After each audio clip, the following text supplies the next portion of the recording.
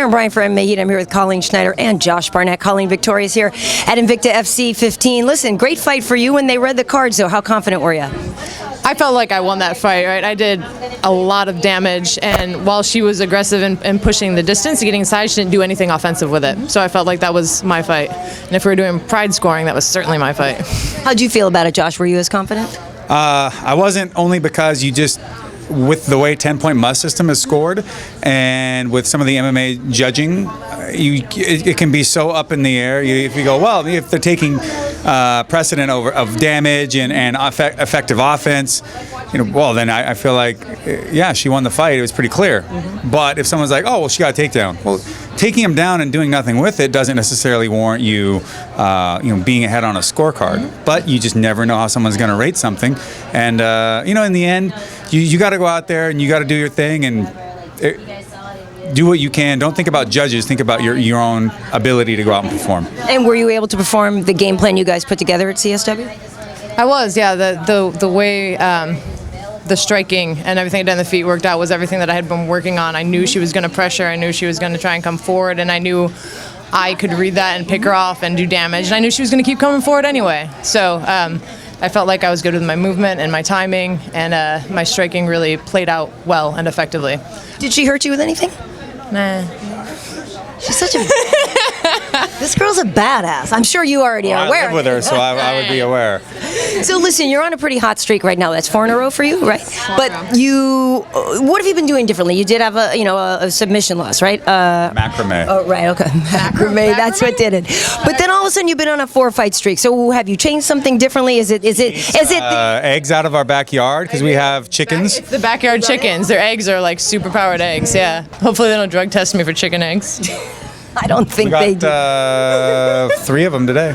Oh, nice. You guys get to hear about our backyard chickens. They're adorable. That's nice. I had one in my pocket last night because... chicken or an egg?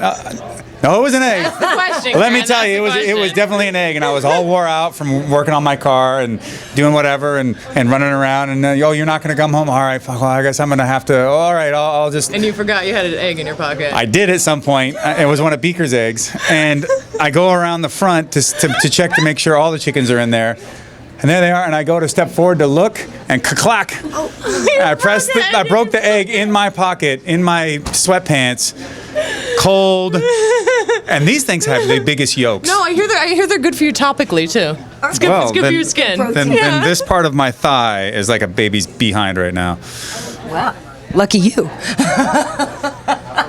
So listen, what's next for you? Obviously, when you look, at the picture here, obviously you always want to get to a title fight. How close do you think you would be?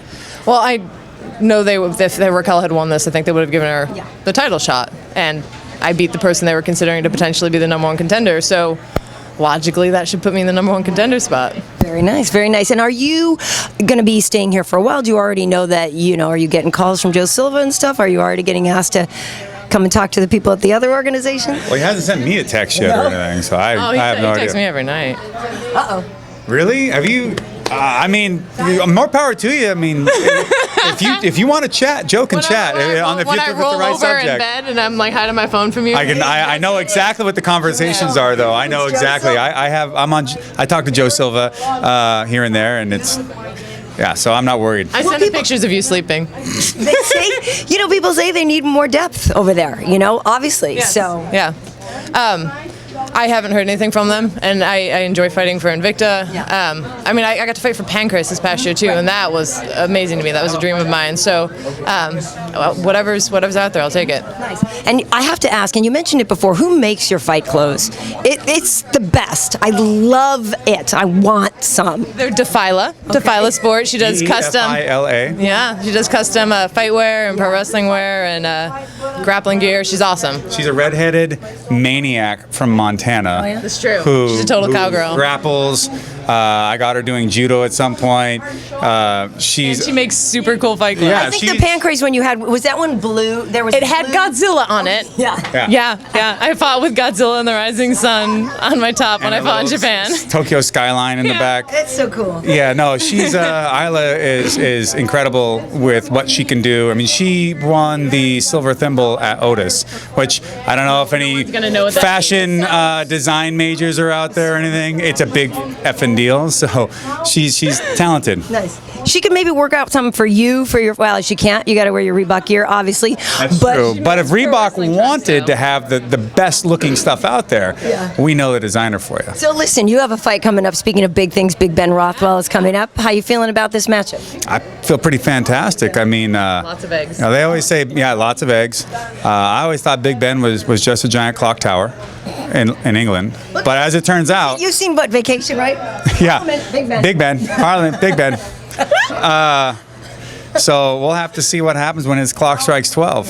Yeah. You feeling good? I mean, speaking of the titles, it's all about making that run up there. And obviously the other day we saw something interesting happen with Arlovsky. I don't know if they think, Stipe should get it next. What are your thoughts on it?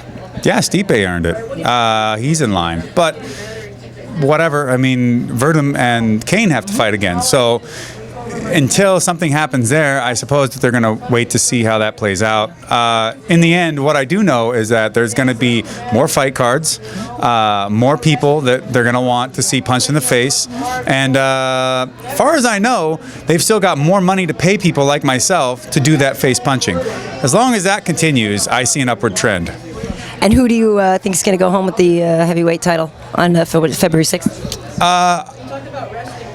The thing is, Werdum is so confident with his striking right now, and he's got so much reach. He's got a good straight right and a good knee up the middle.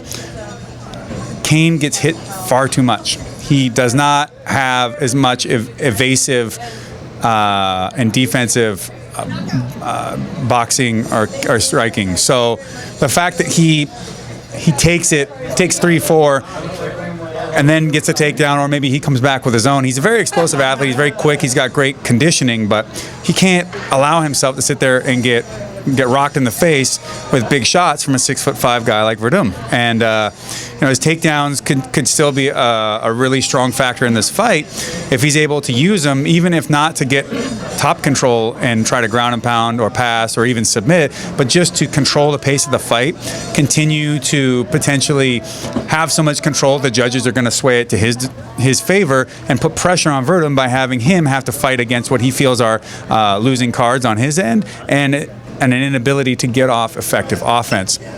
When that happens, then Cain's got the ability to use that speed and quickness in his hands. He's a good heavy puncher, but he has to be careful about when he opens up because, like I said, he takes too many shots. Got to get you in the studio. It's quite the breakdown. I like that. Last question. I'm not sure I want to know the answer. How do you guys celebrate a victory by Miss Colleen? He's got a fight in 2 weeks, so he can't do too much celebrating. But after his fight, we're gonna head over to New York for a couple days. Then we'll celebrate both of them. We did watch the movie Krull the other day. That's a celebration. Is it? Yeah. Oh, are you kidding me? The Glaive? Young Liam Neeson. Yeah, True. young Liam Neeson. That's true. Yeah. And You like him. He's got big and burly and Vikingish. he is a bit in his own way. Yeah, I don't know. And you had that giant throwing star weapon, the glaive. That he had. It doesn't come out until the end of the movie, though. You would have think, like, man, you're going through all this perilous peril, and you've got the weapon of course. But then the old guy, Yuniers, did say to you will use it. He goes, well, I want. He goes, no, don't waste it. You'll know when. So I guess that was when. Well, congratulations to you, Colleen. Best of luck to you, Josh. Tall in stature. Short in wide in vision. Wide of vision and narrow of purpose. No, I think we totally No, it fucked was that up. narrow of focus. Sorry, I can't help you. Congratulations, Thank you, Colleen. Karyn. Thank you. That's great.